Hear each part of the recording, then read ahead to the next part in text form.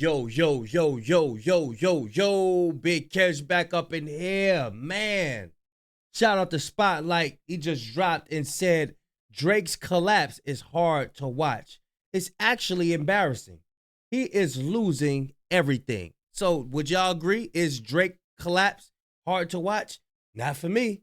I like watching it. So we about to watch it. I'm going to leave a link in the description. Y'all know I'm like holding y'all. Without further ado, let's get it. I understand what as a fan, I would enjoy a Drake and Kendrick kind of sparring session. Well, I'm sure you would. Yeah, I would. I'm sorry. What do you want me to do? You want me to lie to you about this? No, that's good. That's good. I understand it. I understand it. I never thought Kendrick, but there's a couple other people I thought would have called my name by now that I never did. But oh, is that what you? But he did. Waiting for the name call. I'm waiting for it. He's just a corny dude. In that new Headlines video, he looks extra corny. It's like, Drake, why are you thugging now? Why are you dressed all in black? Why you got on black gloves? Why you got a whole bunch of dudes around you dressed in black? And he has the most non-threatening looking goons I've ever seen in my life. You are silent in all black issues, Drake. You really are. You are really, really silent. I don't hear about anything. You don't stand for nothing. You don't say nothing about nothing. You don't. It's just what it is. I just always felt like Yo, I heard a song with Drake on it the other day. It was like a feature song or something like that. He said, people in my city getting deleted. He said, I don't know if me speaking on it'll help. I'm thinking to myself, like, why would you say that if you know everybody's telling you you need to start speaking on situations that's going on in the community? He said in a rhyme, but I don't know if speaking on it'll help or not. Like, oh yeah, that's that activity right there. an outsider. I went when I was in Forest Hill. You know, it was an all Jewish school, like, and just being biracial but still being Jewish. So I was like kind of connected to the kids, but like sort of distant. And when kids are young, they don't necessarily comprehend everything. Right. I never got a publishing check off of any Drake songs. Wait. You never got a publishing check off of any Drake song? No. I never got a single publishing check off any songs. Dirty. Drake, Ovo, and their loyal supporters are facing increased scrutiny as Kendrick Lamar's Grand National Tour gains serious momentum. Despite ongoing efforts to tarnish the event's image by sharing photos of empty stadiums before fans arrived and highlighting unrelated opening acts, the reality is vastly different. The attempt to spin negative narratives has failed once again. Kendrick Lamar is not only breaking attendance records across the board, but he's also selling out shows in cities long considered Drake's strongholds. In those same markets, Kendrick is now posting bigger numbers than Drake has ever managed, proving that the tides in hip-hop popularity are shifting in real time. What is now crystal clear, no amount of denial can hide Kendrick's growing dominance in the industry. As his tour unfolds, it is becoming impossible for critics to overlook just how influential he truly is. And with each sold-out venue, the gap between Kendrick and his rivals becomes more obvious and measurable. Drake's noticeable silence during this moment is revealing. It highlights the pressure he and his camp now face as Kendrick continues to elevate, drawing major attention. In just 2 shows, Kendrick Lamar has managed to dismantle long-standing narratives crafted to discredit his legacy, narratives repeated by those attempting to protect Drake's image. The Grand National Tour marks a rare cultural event where hip-hop is commanding massive stadium stages, and Kendrick is leading that charge. With undeniable momentum and overwhelming public response, his place in rap history is solidifying faster than ever before. The attempts to discredit Kendrick Lamar's Grand National Tour have reached a new level of desperation. Critics and detractors have resorted to sharing footage of early opening acts, specifically the DJ Mustard segment, claiming the venue was empty and the tour was failing. However, anyone with even minimal experience attending live events knows this is standard. Opening acts typically perform while attendees are still entering the venue, getting food, or finding their seats. Even more absurd was the claim that only a few fans were present at a particular Kendrick performance. based on a moment when only certain audience members had their phone flashlights raised. This narrative quickly fell apart once full-angle videos emerged, clearly showing a packed where ain't nobody believe that in the first place. You're not gonna sit up there and show me some footage of a whole packed stadium and somebody come along and tell me that it's AI. I ain't going, what? Don't nobody in their right mind believe that. Don't nobody believe that. And they gonna keep pushing little narratives and stuff, but ain't nothing gonna stick. Stadium from wall to wall. The manipulation of isolated frames only highlights how far critics will go to distort reality. Supporters of Drake and voices aligned with his camp have been particularly active in spreading this misinformation. But as the tour gains momentum, their narratives are collapsing. Outside the insular bubble of Drake's loyalist community, the broader audience sees through the spin. No serious observer is buying into these fabrications. This tour has become bigger than music. It's unfolding like a championship season, with fans split between rooting for success or failure. In that metaphor, Kendrick Lamar isn't just winning, he's the league's undisputed most valuable player. His execution, creativity, and cultural impact are raising hip-hop's ceiling in unprecedented ways.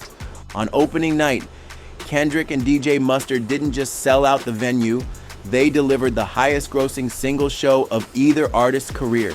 More impressively, they now hold the record for the highest-grossing rap show of all time, surpassing previous record holders Eminem, Jay-Z, and Beyonce, and they achieved this in a city not traditionally known as a top-tier music market. This isn't just an impressive moment, it's a monumental shift. Kendrick Lamar has proven that pure lyrical excellence, combined with masterful presentation, can still move stadiums and redefine industry benchmarks. This moment is a direct challenge for the competition to elevate. With Kendrick Lamar achieving milestones that extend beyond his own career and into the very fabric of hip-hop history, all on the first night of his tour, the bar has been set extraordinarily high. For most artists, that alone would mark the peak, but for Kendrick, the trajectory only continued upward. Night 2 took place in Houston, a city off. Now that's AI. Y'all check this out. Look at this. This look like AI right here. You see all this little robot stuff? I want y'all to check something out.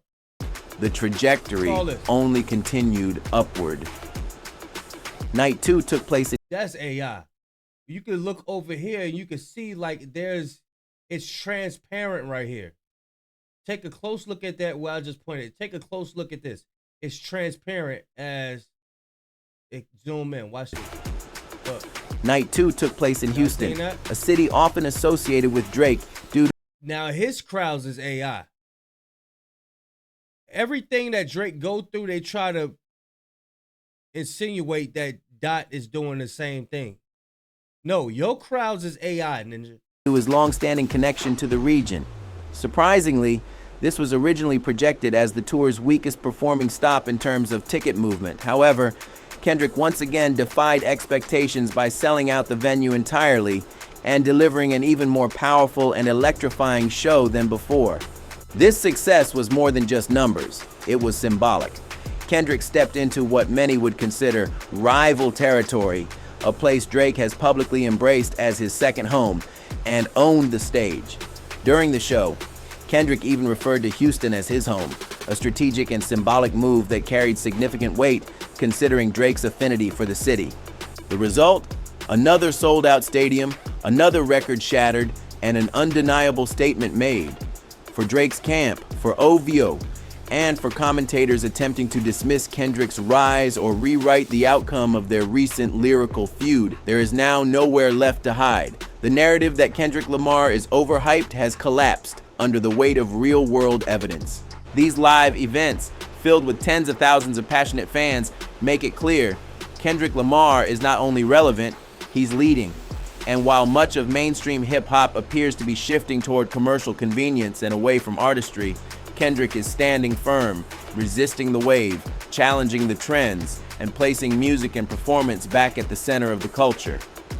What this tour is proving night after night is that Kendrick Lamar isn't just part of the conversation.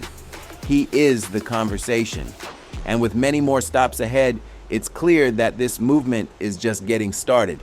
With Kendrick Lamar drawing massive crowds and uniting audiences around the message and meaning of his music, the impact of this moment extends far beyond record sales. This isn't just a tour, it's a cultural reset. By creating an Facts. This is a cultural reset. You got to look at all the new fans. That's why Dot was like, yo, if you're a day one Kendrick Lamar fan, help the people beside you that just got here. Now, and you got to look at those like those little snippets, them little TikTok videos people be making. Some people be like, yo, I ain't been to a concert since I was young. Like this make me want to, come back out and enjoy hip hop again. That cultural reset, that's accurate. That is accurate. Immersive, emotionally charged experience that highlights lyricism and narrative, Kendrick has redefined what it means to engage with fans in a live setting. This tour is now being viewed as He on the colonizer ship. This is a colonizer ship, man, I'm telling you. Look. She like, where we going? He like, we going to Atlanta. fans in a live setting. This tour is now being viewed as the definitive victory lap in the wake of recent rap conflicts. It is a tangible demonstration of what audiences are valuing in real time: substance, connection, and creative ambition. In an era where many artists appear increasingly disengaged from their craft, Kendrick's commitment stands in stark contrast. What these packed stadiums reveal is simple. The demand for authenticity and artistry has not disappeared. When compared to Drake's It's All a Blur tour, now widely referred to as the Anita Max Win Tour by fans and critics, the contrast is stark. That tour suffered multiple cancellations and abrupt conclusions, with Drake avoiding any acknowledgement or public discussion of its sudden ending. The difference is not just in execution, it's in what each artist represents at this stage of their career. While Kendrick is rewriting records previously held by Eminem and Jay-Z, performing in venues where only historic legends have succeeded, Drake's recent efforts did not even maintain arena-level momentum. The failure to complete those tour dates and the silence surrounding them speaks volumes. It's not about speculation, it's about the facts. Kendrick Lamar's Grand National Tour has removed all room for narrative manipulation. You cannot fabricate sold-out stadiums. You cannot spin the energy of tens of thousands of attendees gathered around real lyricism. And now with every city he visits, Kendrick is setting a new precedent for what rap can be and where it can go. There is no longer any credible argument against his dominance. Whether looking at influence, execution, critical reception. Y'all see them boots he got on? Them little marshmallow boots? Check it out. Come on, man. Ew. I didn't even pay attention to his. Look how he leaning into the dude. He like, yeah, this is disgusting, man. Disgusting. Argument against his dominance.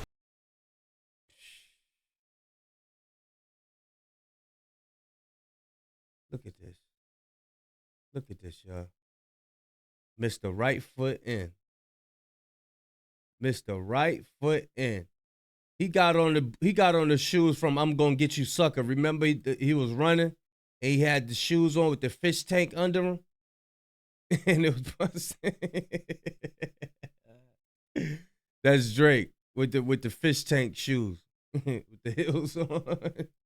Whether looking at influence, execution, critical reception, or audience turnout, Kendrick Lamar is not only the top figure in hip-hop right now, he may be the most important artist in all of music today.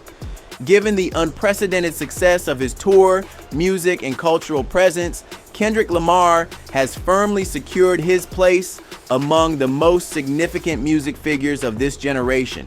When discussing contemporary superstars who influence the music industry at its highest level, it now becomes clear: Kendrick Lamar and Taylor Swift exist within a tier entirely of their own. What distinguishes Kendrick in particular is that he has ascended to this elite level while maintaining his authenticity, creative autonomy, and lyrical integrity. In an industry often driven by trends and algorithms, this achievement is incredibly rare, not just among rappers, but across all genres of music. His path has not relied on compromise, it has relied on craft. And now, as Kendrick leads what is shaping up to be the biggest and most influential rap tour of the decade, he is doing so alongside SZA, whose contributions to R&B are equally groundbreaking. In addition to her powerful performances, SZA's entrepreneurial expansion, particularly with her new skincare and beauty initiatives, is set. And I said this before, I don't like how people hating on SZA, man. She ain't do nothing to nobody. You got people just coming out hating on her, trying to body shaming and all that. I don't like that, bro. That is sad. That is sad. She out there doing her thing, man. Setting a modern example of what it means to be a multi-dimensional artist. This tour is more than just a concert series. It represents a cultural milestone. It is redefining what both hip-hop and R&B can achieve in terms of reach, impact, and artistic. I wonder what Marshawn Lynch got to say about the battle. Growth. These two artists are not only dominating their respective genres, they are expanding what is possible within them. As the industry evolves, Kendrick and SZA are the ones pushing that evolution forward. Meanwhile, as this historic moment unfolds, certain media figures have attempted to diminish its impact. Critics have pivoted from disputing ticket sales, now proven indisputably successful, to questioning the performance experience itself. Some voices suggest that audiences are only attending for SZA or claim Kendrick's live music is underwhelming. However, these attempts to redirect the narrative fail when measured against the overwhelming demand, engagement. Now, I think this AI repeating itself. I heard this before. Yeah. I heard this one before. If it's gonna be repeating itself, I don't like that. I don't like that. Y'all let me know what y'all think. I'm gonna leave a link in the description. Y'all know I gotta get ready. Charlotte, baby, we here. Oh yeah, beware of scammers, y'all. There's somebody in the comment section. I removed him, right? And but I don't know if he's gonna be back. So for future references, beware of any scammers portraying themselves as me. They got my profile pic and all of that, but they're leaving a number telling you to call them. I would not do nothing like that. So do not feed into anybody that's portraying themselves to be me to try to persuade you to call that number or text them or telling you to tap in or anything, because they're eventually going to ask you for some money. That is not me. I don't do stuff like that. Beware of scammers, y'all. I do not get on the internet asking people for money. I don't do that. But yeah, y'all let me know what y'all think. I'm going to leave a link in the description. Big Kish signing out. I'm going, y'all.